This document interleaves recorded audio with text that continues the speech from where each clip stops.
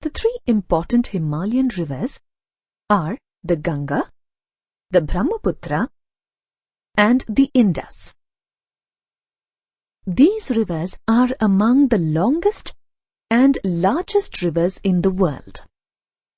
These rivers, along with their tributaries, make up the most important river systems for India and also the neighboring countries.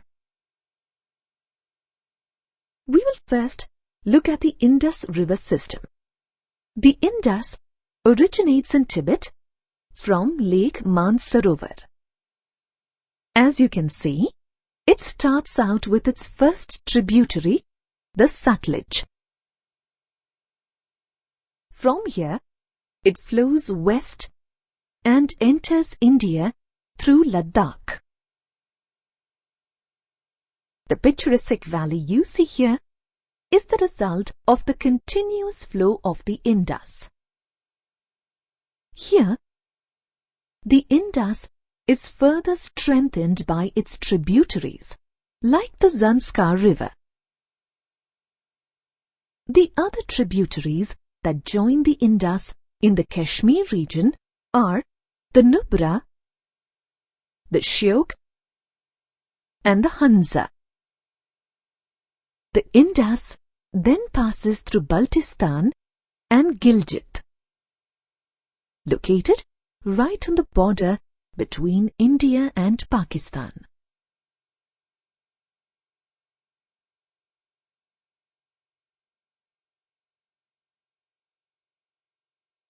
The main tributaries, like the Sutlej, the Beas, the Ravi, the Chenab, and the Jhelum, join the Indus at Mithankot in Pakistan.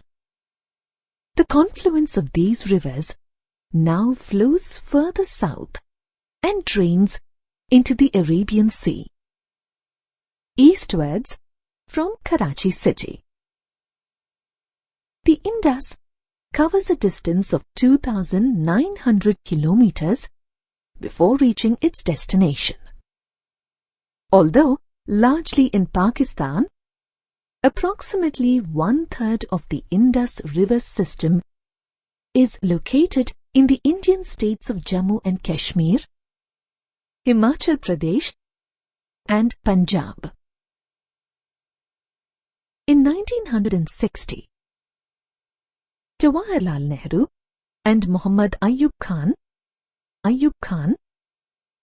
the President of Pakistan, signed a treaty known as the Indus Water Treaty.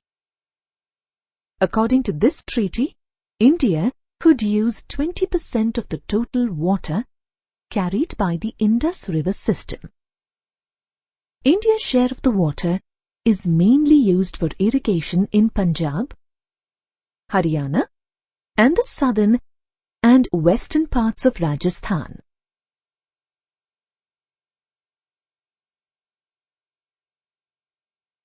Now let's look at the Ganga River system. The river Ganga, as we know, is the longest river in India and originates from the Gangotri Glacier in the Himalayas. The Ganga starts off as the Bhagirathi and is joined by the Alaknanda at Devaprayag in Uttaranchal. The river then emerges onto the northern plains at Haridwar. The major tributaries that strengthen the Ganga are the Yamuna, which starts out from the Yamunotri Glacier in the Himalayas and runs parallel to the Ganga, and finally joins it at Allahabad. The other tributaries are the Ghagara, the Gandak, and the Kosi rivers. All these rivers originate in the Nepal Himalayas. These rivers make the soil fertile, but are also capable of flooding, which causes widespread damage in the region.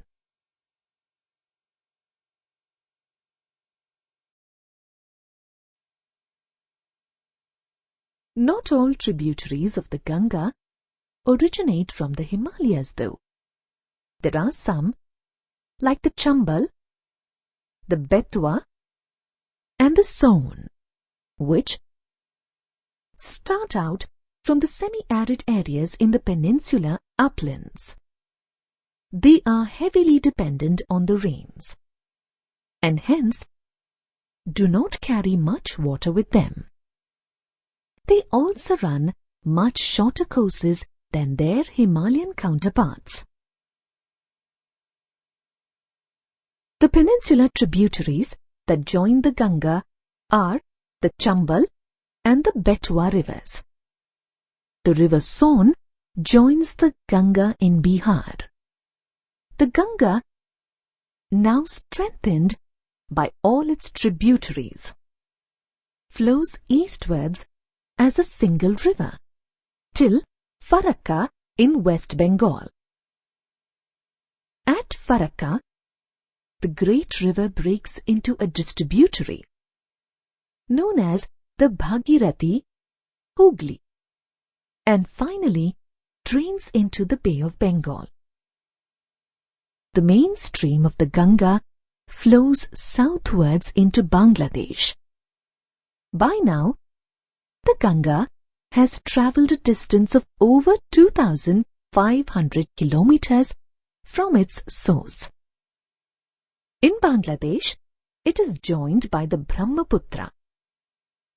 Both these rivers join to form the massive Meghna River. At the mouth of these rivers, in the Sundarban Delta, the world's largest delta.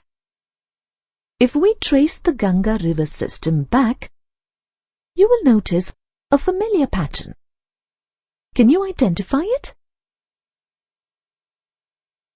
As you may recall studying in the earlier module, this pattern is known as the dendritic drainage pattern. Another interesting feature you will notice about the path of the Ganga from the Ambala water divide is that the river meanders a lot before reaching Sundarban. Why do you think that is? The distance between Ambala and Sundarban is about 1,800 kilometers. The slope along the path is very gentle, about 1 meter for every 6 kilometers. The flow of water is very slow, and as a result, the river develops large meanders. The next river system that we will discuss is the Brahmaputra river system. Like the Indus, the Brahmaputra also starts in Tibet, very close to the source of the Indus, from the east of the Mansarovar lake. The Brahmaputra river is slightly longer than the Indus and flows its course eastwards parallel to the Himalayas. A major difference we see here with the Ganga is that the Brahmaputra flows a course mostly outside of India. It enters India from Arunachal Pradesh through a gorge. In order to come into India, the Brahmaputra makes a U-turn at the Namcha Barwa in Tibet. From here, the Brahmaputra gathers strength through its tributaries. First, the Dihang, which is then joined by the Dibang, and later by the Lohit rivers. These are some of the main tributaries that eventually form the Brahmaputra in Assam. The large volume of water also carries along considerable amount of silt. The intricate channels and the raised riverbeds made by this silt form the many riverine islands in Assam. The largest riverine island in the world is also located here. The island has an area of around 400 square kilometers. And is home to around 1,40,000 people. During the rains, however, the riverbanks usually overflow and flood several places in Assam and Bangladesh, causing widespread damage.